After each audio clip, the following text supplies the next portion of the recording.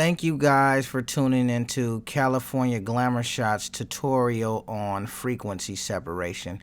And basically what frequency separation does is it separates the skin tones from the skin details. So instead of holding you guys up, we're just going to get right into it. Now basically what you need to do is create 3 layers of the same copy. You could drag it down to the box here, or you can just hit Ctrl+J twice and then have it. Now what I like to do is I like to rename my layers. The top layer, I would call this detail. And then my next layer, I would call it blend.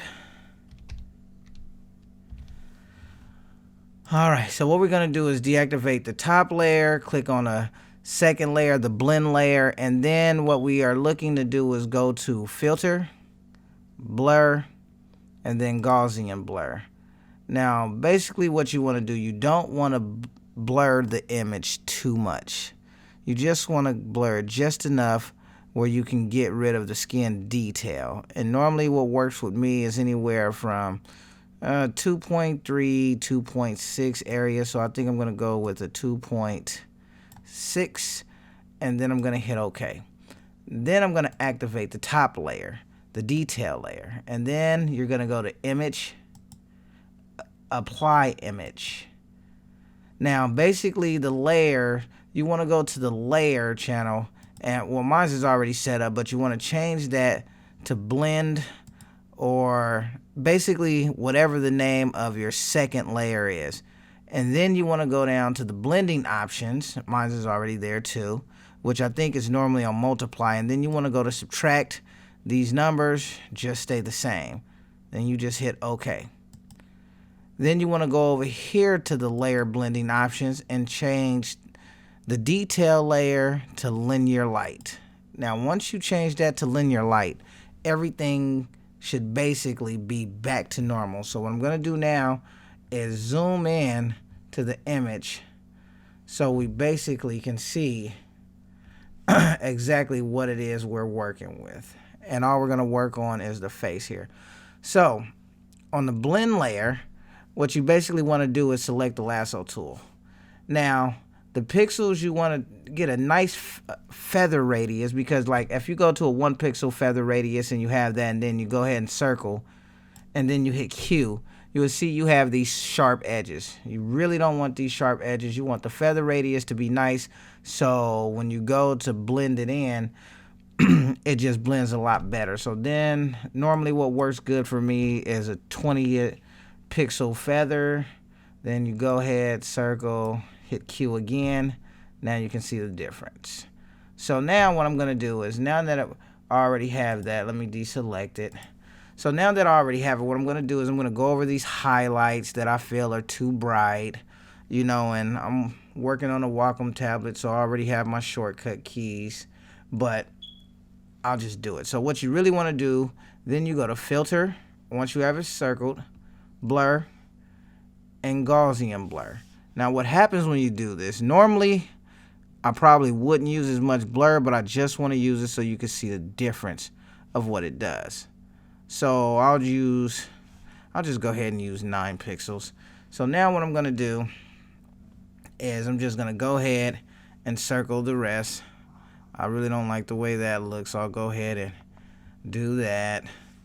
Let me scroll up, go over here. I'm doing this pretty fast just so you guys can get a basic idea of how to use frequency separation.